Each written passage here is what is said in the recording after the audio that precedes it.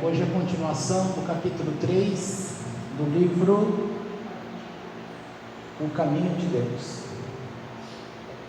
Falando alguma coisa rapidinho que nós já vimos, a compreensão de que o Eterno, a existência dele é independente de qualquer coisa. Ele é perfeito e a perfeição dele não tem como ser comparado a nada. Ele está num plano que é fora de tudo. Ele fez o homem com igualdade de poderes em relação à inclinação. Então, 50% para Yetzirah e para Hamtov.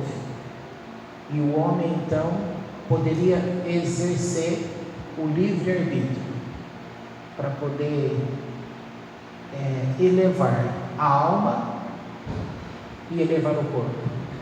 Também ficou decretado que a alma tinha o poder de elevar-se e, contudo, ela também iria elevar o corpo. Contudo, o corpo também tem o direito de se rebaixar e, com isso, ele puxa a alma para o rebaixamento dele. Essa ideia de liberdade para um e para outro, isso é decreto divino, ninguém pode afetar. A gente deu vários exemplos aí.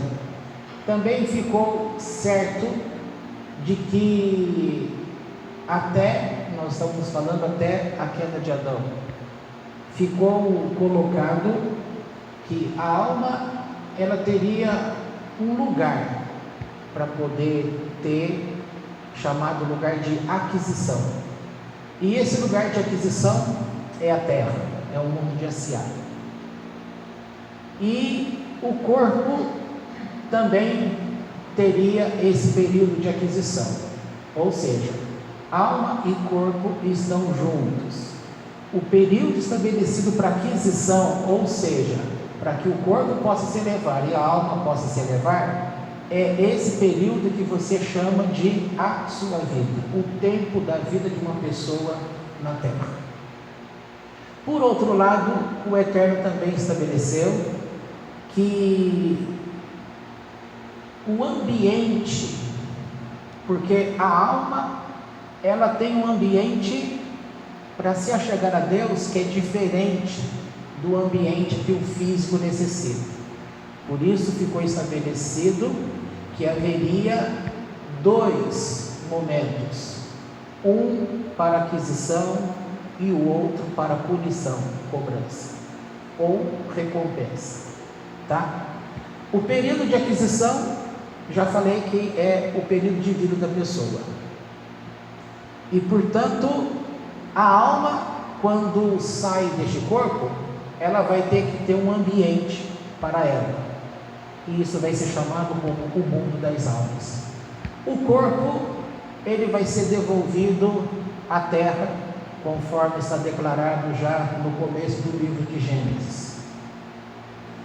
Agora, aquilo que cada um fez, o corpo e a alma serão cobrados. Vale lembrar, um tempo atrás a gente contou no Midrash, que um homem tinha uma fazenda, um pomar, tá? E ele pediu para dois empregados, um era cego e o outro era aleijado, e pediu para que os dois tomassem conta que ele iria se ausentar. Quando ele voltou, ele percebeu que haviam mexido nos frutos, tinham roubado os frutos. Então ele foi perguntar os dois que foram contratados para tomar conta.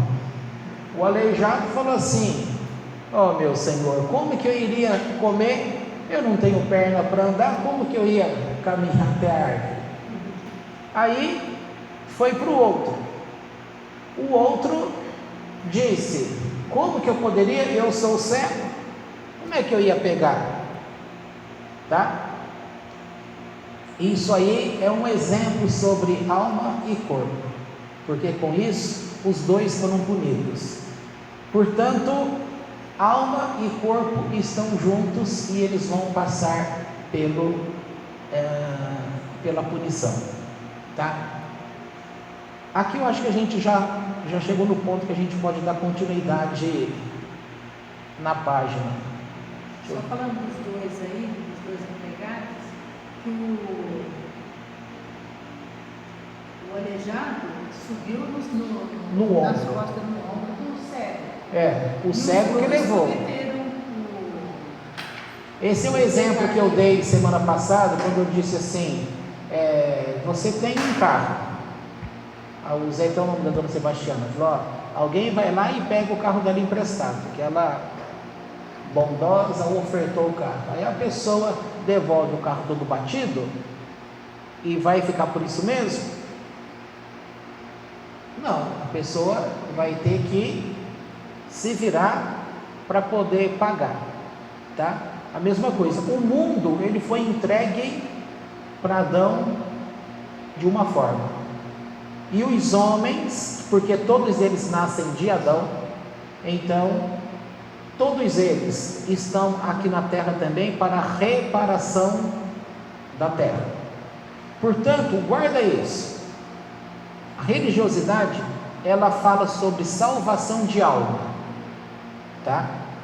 O judaísmo fala de elevação da alma, do corpo e do ambiente que a pessoa vive, portanto a terra.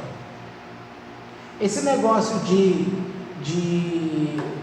o tikkun nesta terra, ou seja, a reparação nesta terra, isso é um ensino judaico. Vocês não devem estar acostumados com esse tipo de palavra, porque até então a religiosidade está preocupado só com a vida do homem, e o Eterno, ele colocou responsabilidade no homem e também sobre a terra, tá? Eu cheguei a explicar que, segundo a Kabbalah, é dito que tudo que está nesta terra precisa ser reparado, e o tempo de reparação é enquanto a pessoa está viva. A metodologia que ela vai usar para reparar esse ambiente da terra é servindo ao Eterno e servindo pela Torá e cumprindo os mandamentos do Eterno. Não tem outra forma estabelecida por Deus. Portanto, aqui, se você guardar isso, creio que muitas perguntas vocês não precisarão fazer quando a gente estudar outras coisas mais para frente. Então, vou começar a ler a parte do livro para a gente terminar esse capítulo 3. Diz assim: quanto maior fosse a prevalência do físico, mais ela obscureceria a alma, impedindo sua aproximação de Deus. Isso aqui é o que nós estávamos falando. Quanto mais o corpo puxa, fazendo as coisas da carne que eu falo, afastando-se de Deus, fazendo aquilo que se quer fazer, os prazeres que se quer fazer, ele está puxando a alma com ele. Puxando a alma com ele, eles estão se escurecendo cada vez mais, portanto, se afastando de Deus. Mesmo se afastando de Deus e ficando todo escuro, continuam sendo filhos de Deus, tá? Lembra que eu fiz a pontuação com o capítulo de João, quando é dito lá que só é filho de Deus aqueles que são eleitos em Jesus Cristo. Não é. Todas as pessoas que entraram na terra, tudo que está aqui na terra foi feito por Deus. Tudo. Não tem nada aqui que não tenha sido feito por Deus. Então, que fique claro isso. Durante o tempo da recompensa, tempo de recompensa é quando é o Olam Rabá, é o tempo depois da sua morte. Agora vai entrar nisso. Então, durante o tempo da recompensa, então será conveniente que prevaleça a alma e que o físico fique completamente submetido a ela, sem restringi-la em absoluto. É por esta razão que Deus criou dois mundos. Este mundo, chamado Olam Hazé, e o mundo vindouro, chamado Olam Rabá. O meio ambiente e as leis naturais deste mundo são necessários para o homem durante o seu período de esforço. O meio ambiente e os princípios do mundo vindouro, por outro lado, são o que é necessário ao homem durante seu período de recompensa. O que quer dizer isso? Que durante aqui o período de tua vida na terra, vou repetir aqui, o meio ambiente, as coisas, as leis naturais deste mundo que nós estamos, são necessários para o homem durante seu período de vida, porque ele está no corpo. Agora, quando este homem desliga-se do corpo, ou seja, a morte, começa-se uma vida nesse outro mundo, tá? Que é o mundo vindouro, Olam Rabá. Portanto, as regras, as leis, o ambiente é diferente, entendeu? Onde eu parei? O meio ambiente e os princípios do mundo vindouro, por outro lado, são o que é necessário ao homem durante seu período de recompensa. Por que período de recompensa? Porque agora no Olam Rabá, ele vai começar a desfrutar, a receber recompensa daquilo que ele agiu aqui na terra. Vai ter o castigo também, mas aqui está falando que é período para recompensa. Entre as coisas de que precisamos nos conscientizar está o fato de o homem ter sido radicalmente alterado. Como resultado do pecado de Adão, houve uma grande mudança, transformando muito tanto o homem quanto o seu mundo. Que mundo do homem? É esse mundo aqui da terra que você conhece, acarretando muitas coisas e tendo numerosas consequências. Logo, quando falamos do homem e seu meio ambiente, precisamos distinguir o estado antes do pecado original e o que veio a existir depois. Quando Adão foi formado, estava precisamente no estado que mencionamos até agora, composto de dois opostos iguais, o corpo e a alma. Por que é chamado dois opostos iguais, corpo e alma? Porque a alma naturalmente ela vai pender para subir para as coisas de Deus, o corpo vai pender para as coisas da terra. Então, opostos, um quer subir, o outro quer descer. Quando Adão foi formado, estava precisamente no estado que mencionamos até agora, composto de dois opostos iguais, o corpo e a alma. Seu meio ambiente continha o bem e o mal, e ele estava equilibrado entre os dois, para escolher o que quisesse. Então, o que tinha naquele ambiente? O bem e o mal. Não era só bem e nem só mal. Tinha o bem e tinha o mal.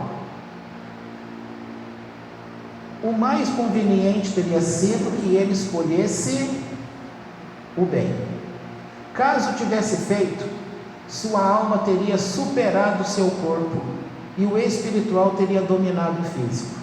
Então ele teria atingido a perfeição imediatamente e ela teria permanecido com ele para sempre.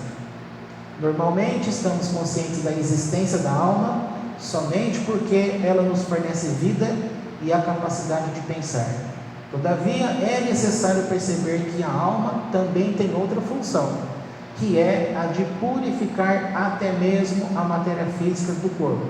Comentei há pouco, isso a gente já comentou semana passada. A alma tem o poder de levar o corpo passo a passo, até que o próprio corpo possa obter prazer da perfeição junto com a alma. Também comentei isso semana passada, dei o exemplo de correr lá no taquaral, até que o corpo começa a gostar da coisa boa. Se Adão não tivesse pecado, ele teria sido capaz de atingir isto sem restrições. Sua alma teria purificado seu corpo passo a passo, até ele atingir o nível exigido para participar permanentemente do prazer eterno. Porém, quando Adão pecou, tudo sofreu grande alteração. A quantidade de mal que existia inicialmente era apenas suficiente para garantir que o ser humano ficasse num equilíbrio perfeito, possibilitando-lhe a obtenção da perfeição através dos seus próprios esforços. Ao pecar, ele provocou o aumento do mal, tanto em si mesmo, nele próprio, quanto em toda a criação. E como resultado, tornou-se muito mais difícil atingir esse bem. No começo, era muito fácil para o homem vencer suas falhas naturais e atingir a perfeição. A sabedoria suprema tinha organizado as coisas da maneira melhor e mais justa. O único motivo da existência do mal e da deficiência do ser humano era que estes foram feitos partes integrantes de sua natureza quando ele foi criado. Logo, assim que ele abandonasse o mal, escolhendo o bem, imediatamente ficaria desligado de suas falhas e mereceria a perfeição. Maiores esforços não seriam necessários. Todavia, quando Adão pecou, ele próprio ocultou uma grande parte da perfeição e causou o aumento do mal. Assim, o próprio homem tornou-se a causa do mal que existia nele, e portanto ficou muito mais difícil para ele mesmo abandoná-lo. Ele já não podia, aqui já há uma resposta. Por que as pessoas são más? Por que há o mal dentro da pessoa? Por que um bebezinho, você olha para ele e se revolta com ira? Por que ele mete a mão na cara da mãe com a unha e tira sangue se a mãe deixar? Se é uma criancinha, o que tem nele? É o mal. Esse mal é demônio? Não, não é demônio isso. Tem que começar a aprender que mal é mal, não tem nada a ver com demônio até então. Ele já não podia merecer a perfeição com a mesma facilidade daquela época, quando não recaía sobre ele a responsabilidade de suas próprias falhas. Então o esforço exigido para obter a perfeição foi duplicado. Você pode ver como é difícil para você abandonar um vício, deixar de visitar determinados lugares, abandonar determinados prazeres, tá? Guardadas essas proporções como exemplo, por que as pessoas, o normal é você ver pessoas fora do peso? Por quê? Porque a gente gosta de comer aquilo que a gente acha que é gostoso e come de forma desregrada, por isso que a gente engorda. Todo mundo sabe que refrigerante faz mal. Por que a gente toma? Porque a gente não tem força. Por que ninguém abandona a quantidade de doce? Porque não tem força. Porque não queremos. Porque não nos preocupamos. Aí fica tudo gordo. Aí com a gordura aumenta a dificuldade do corpo. É problema para coração, é problema, um monte de problema. E aí Deus é culpado? Não, isso aí é uma coisa da própria pessoa. E para aquela pessoa que consegue, como muitos falam que, os especialistas falam que o verdadeiro café é você tomar o café sem açúcar nenhum. Isso sim é uma bebida. Café é uma bebida. E você tem que tomar o café para ter gosto forte dele, sem açúcar nenhum. Dá para contar no dedo as pessoas que eu conheço que tomam café forte, sem açúcar nenhum. Não é só amargo, não, é sem açúcar nenhum. Amargo é quando você põe um pouco de açúcar e ainda fica amargo. Não, sem açúcar nenhum. E a pessoa ter prazer nisso? Aí fala, nossa, mas que coisa é essa? Aprender a comer o mamão. Quem tira a semente do mamão para comer? A senhora também tira? Sabia que deve comer o mamão com aquela sementinha preta? Quantas pessoas você vê que na hora de comer o mamão come aquela sementinha? Primeira coisa que a gente faz é partir, pegar o lixinho, pegar uma colher e fazer assim, ó, e raspa, e depois manda. Tá? Hã? Se mastigar ou engolir, tem que comer aquilo lá. Quem é que come? Poucas pessoas. Então é fácil? Não, duplicou o esforço. Então isso é um exemplo simples para você ver como que duplicou o esforço. E aquela desculpa do homem que fala que ele não sabe viver sem mulher? Nessa hora ele é fraco. Aí, para ter um monte, ele fala: não, eu sou forte. Mas peraí, ele é fraco ou ele é forte? Como é que é? Aí na hora de sustentar aqueles filhos que ele fez, aí ele é fraco. Mas ele é forte na hora de fazer filho. Então, são consequências. A pessoa quer fazer só aquilo que é bom para ela, mas ninguém arca com as consequências. E esse mundo está aí para mostrar as consequências. E é isso que Deus está cobrando de cada pessoa. Gente, a gente durante muito tempo entrou nessa. Olha, você confessa Jesus como teu Senhor e Salvador e pronto, acabou tudo, virou uma festa. Desse jeito é fácil. É fácil, aí está tudo certo. Por isso que a gente vê tanta nojeira dentro das igrejas, tanto mau testemunho, tanta família. Por isso que o mercado financeiro não quer emprestar dinheiro para crente. Por isso que muitos empreendedores aí não dão emprego para quando você coloca lá que é pastor, que é crente, que é isso e aquilo. Por quê? Porque são pessoas que não têm caráter mais. Um dia tiveram, hoje não tem mais.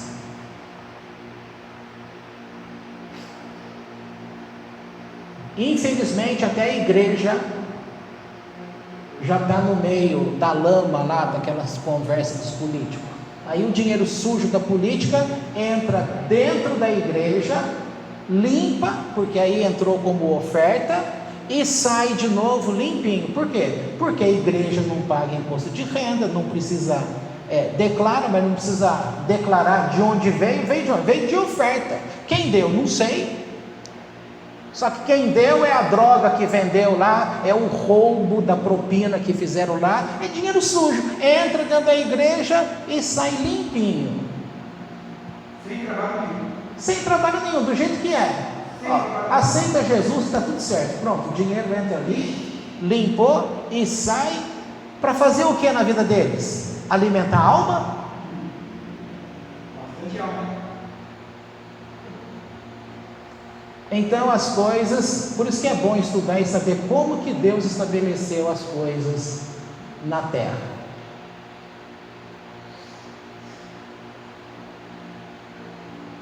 Bom, assim o próprio homem tornou-se a causa do mal que existia nele e portanto ficou muito mais difícil para ele mesmo abandoná-lo. Ele já não podia merecer a perfeição com a mesma facilidade daquela época, quando não recaía sobre ele a responsabilidade de suas próprias falhas. Vou dar um exemplo aqui.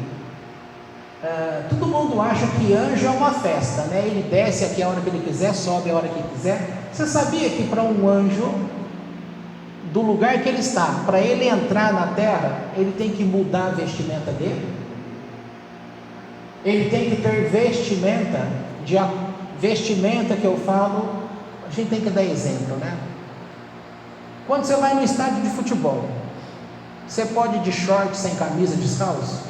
Pode, lá aceita isso. Mas quando você vai num casamento, você pode ir de bermuda?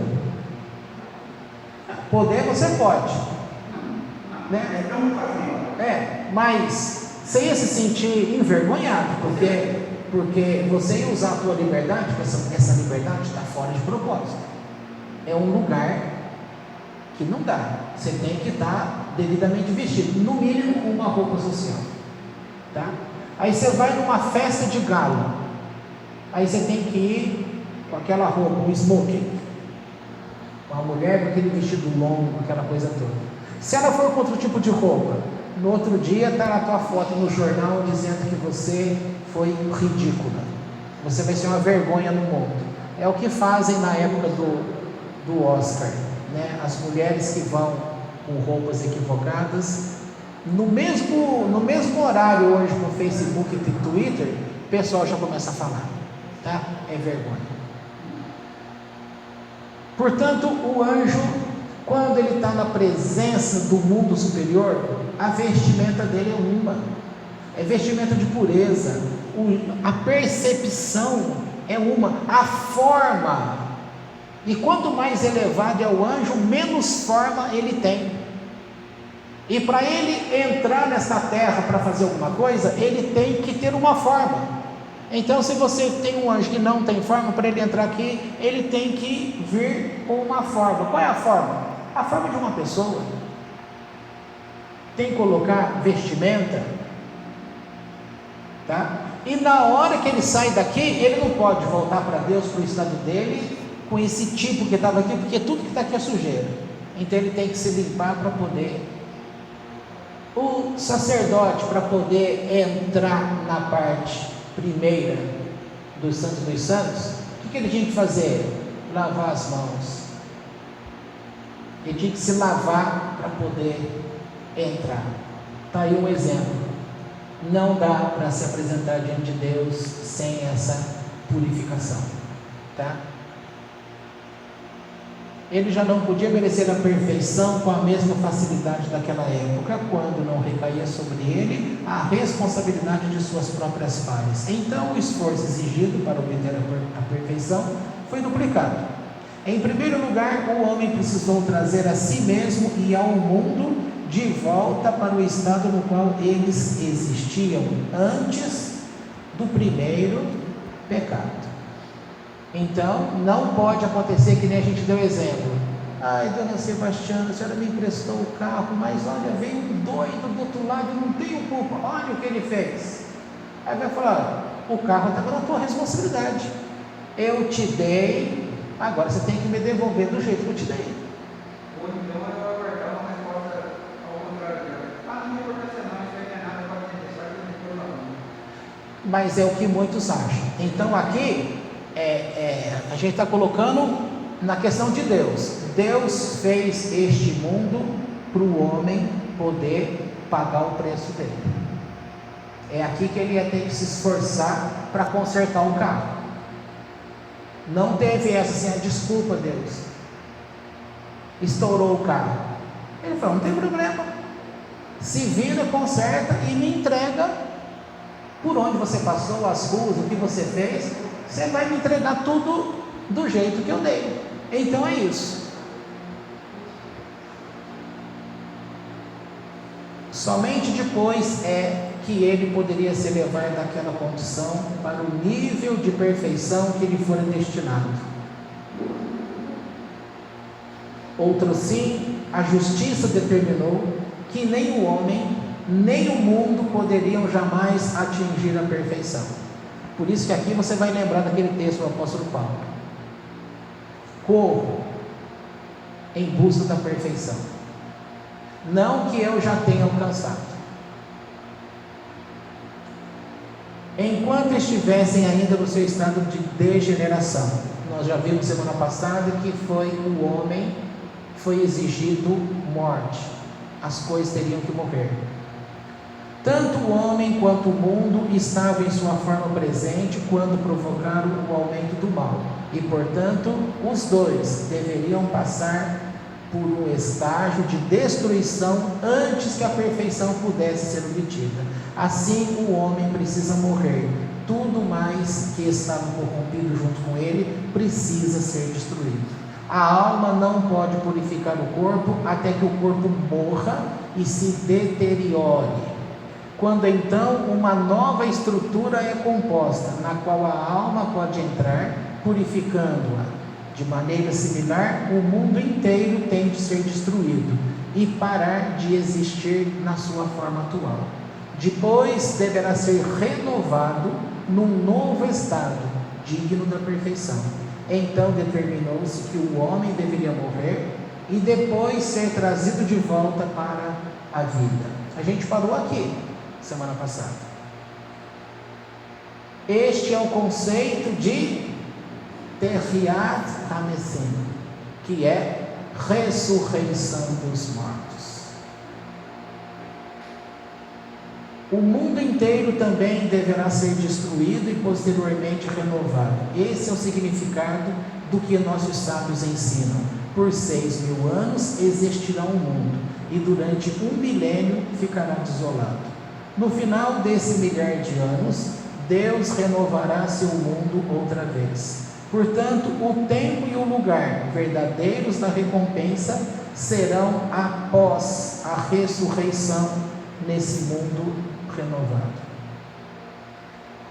Então o homem gozará da sua recompensa, tanto com seu corpo quanto com sua alma. O corpo será purificado pela alma, e assim ele também estará num estado adequado para desfrutar desse bem.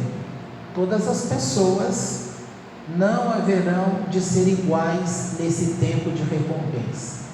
Elas atingirão níveis diferentes, dependendo do seu trabalho para conseguir a perfeição neste mundo de esforços e luta. Ou seja, neste mundo vindouro vai ficar tudo diferente, tá? Não é que nem o pessoal fala aí lá, morreu, aí passa, começa a ficar, tá no paraíso, tá tudo de jeito nenhum. Você vai estar do outro lado, mas você vai levar com você as coisas que você fez. Você vai prestar conta. Está coberto com o sangue de Jesus. Você vai ver o monte de bagagem que você vai estar carregando. Por que cai naquilo? É muito fácil. Quem é que está pagando o pato então? Então esse Deus, ele é débil. Sabe o que é débil? Você acha que Deus é demente? Você acha que Deus é ignorante? Você acha que Deus é tonto, bobo? Você acha que ele iria ter um trabalho para fazer todas essas coisas? Suportar tudo que ele suportou? Para um dia mandar uma pessoa apenas para que o sangue dele cobrisse o restante de outras pessoas, e tudo estava certo, e ele esqueceu de tudo, e o trabalho dele, e a engenharia dele. Você já viu alguém ganhar na loteria, e no outro dia, sair na rua, com todo aquele dinheiro, e distribuir às pessoas indistintamente? Alguém faz isso? Você já viu um rico, dando dinheiro aí, desnecessariamente às pessoas? E por que Deus vai ser esse bobo que faça isso? Não vai fazer, gente. E em termos de você, eu ainda continuo com a carteira. Aquele negócio de fiel é matou. Deus é justo. E eu creio nisso. Não sei que lá com Deus é fiel. Fiel tem que ser eu. Ele é justo. Ele é justo. Ele é fiel à justiça dele. A justiça dele. E se você for fiel, ele será fiel em julgar cada um dos teus atos. Amém. Por isso que a atitude é, antes de você fazer alguma coisa, não adianta olhar para o lado e ver se alguém está perto vendo. As pessoas são idiotas. Deus está em todo lugar. E aqui você lembra aquela anedota do estudante da Yeshiva, pegou carona com um carroceiro. Aí o carroceiro fala assim: olha aqui, você dá uma olhada aí para mim, eu vou descer, eu vou pegar aquela laranja ali, ó. Se você vê alguém chegando, olhando, aí você grita, aí eu venho correndo. O homem nem desceu direito para subir o barranco, chegar lá na laranjeira, ele já começou: ei! O homem vem desesperado, achando: cadê? Não tem ninguém aqui. Eu tenho sim, Deus está olhando. Então esse negócio de O pastor não está vendo, o rabino não está vendo, o dono do centro espírita não está vendo, o padre não está vendo, o papa não está vendo. Mas você está preocupado com essas pessoas? Você tem que estar preocupado com aquele que tudo vê. As pessoas esquecem que na Bíblia está escrito que os olhos de Deus estão por toda parte. E vê. É bonito cantar no louvor, né? Aí você chora, você fecha o olho assim, você dança, fala, vem para cá, dança. Os olhos do Senhor estão por toda parte, procurando os verdadeiros adoradores. Aí você fala, eu sou o verdadeiro adorador de Deus. Aí você dança, se embala, você já abraçou Deus e já dançou. Aí você sai lá fora, nem acabou o culto, né? Você saiu lá fora, já tá, passou a mulher lá fora, você dá uma olhada primeiro assim, não tem ninguém, você sai levando. E ainda fala, misericórdia. Esse é o homem, esse é o povo de Deus. Vamos lá.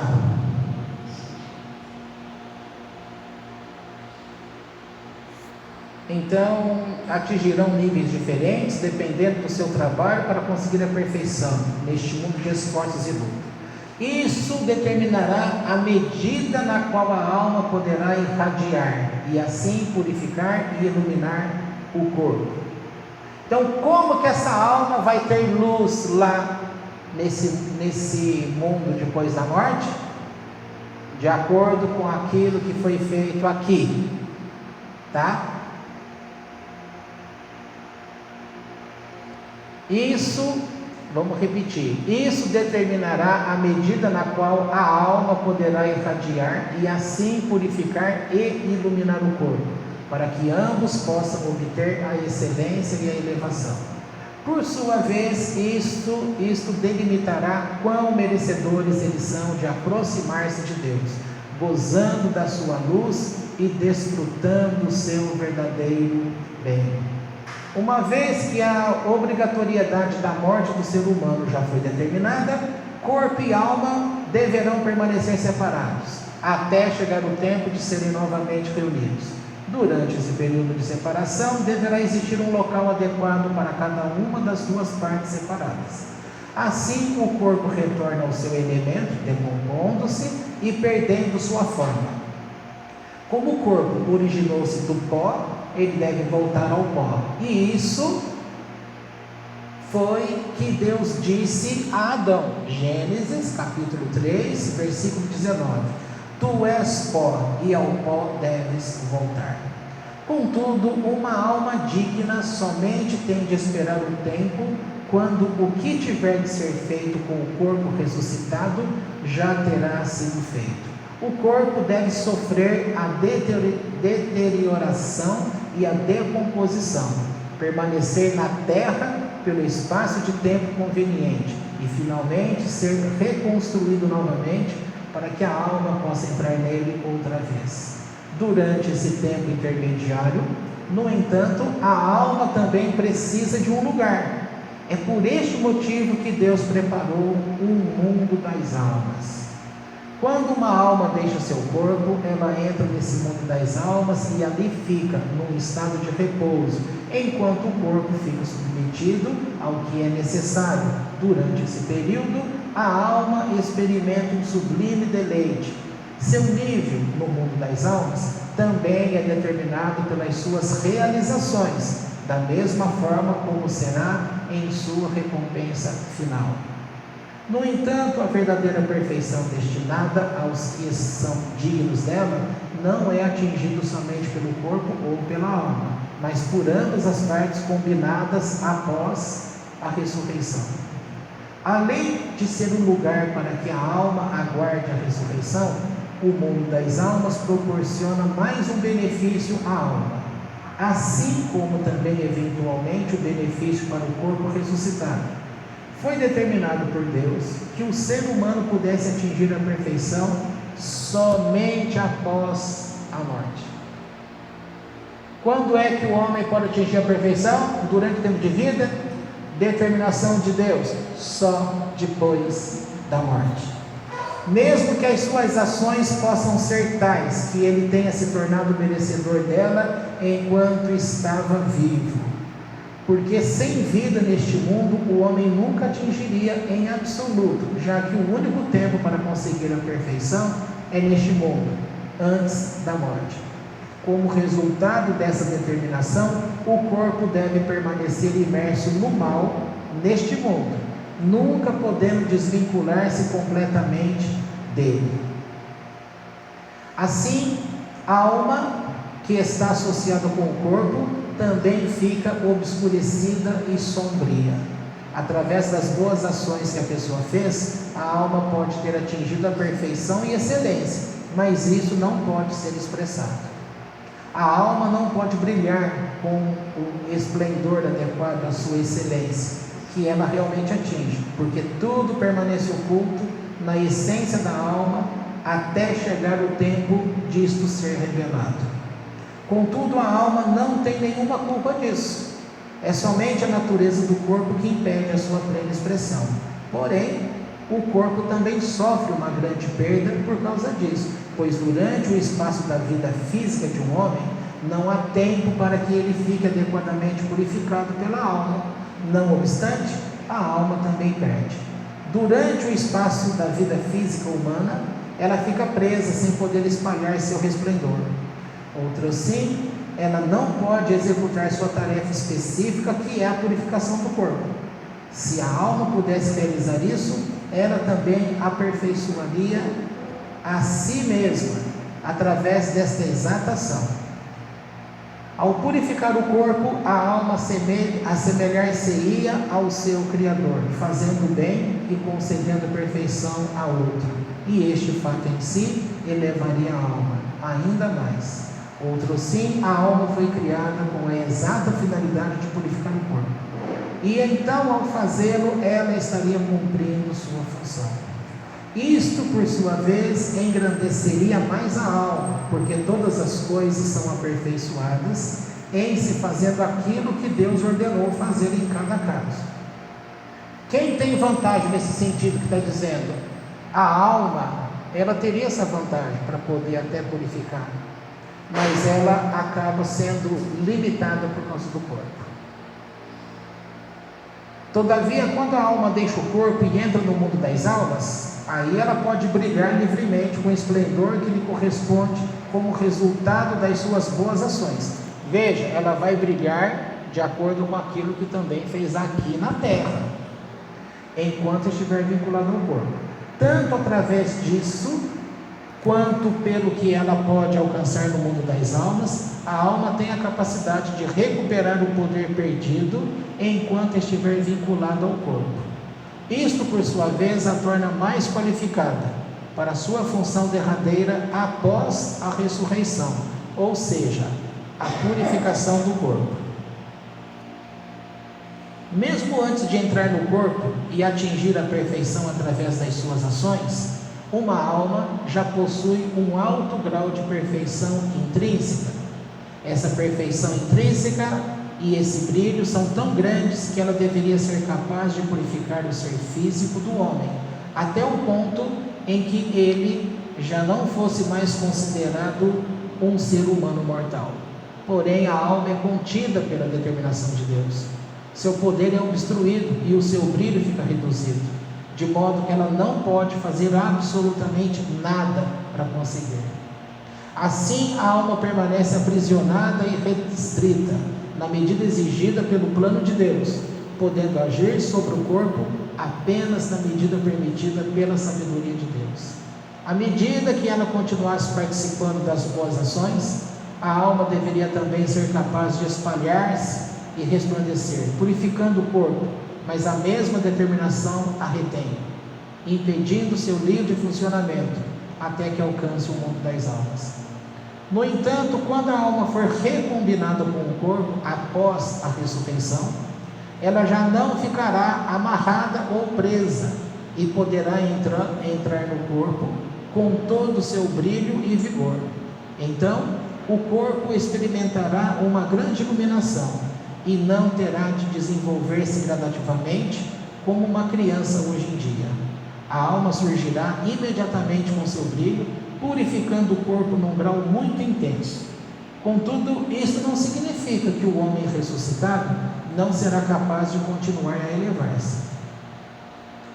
No preciso instante em que a alma entrar novamente no corpo, o indivíduo será elevado até um nível espiritual alto e o corpo experimentará sua iluminação inicial. Nesse ponto, o corpo ficará imediatamente num nível mais alto daquele que jamais poderia ter atingido durante sua primeira vida, ou seja, o período de tempo na Terra. O grau de iluminação dependerá das boas ações do indivíduo durante seu tempo de vida na Terra, e de acordo com elas, ele será situado num nível adequado entre aqueles merecedores de gozar dessa derradeira perfeição. Todavia, esse nível não é permanente, e o ser humano completo, feito de corpo e alma, ainda será capaz de elevar-se em relação ao nível inicial no qual ele se encontra. Então aqui acaba o capítulo 3. Terça-feira que vem a gente entra no capítulo 4, que vai falar sobre a responsabilidade humana. Tá? Então vamos parar por aqui.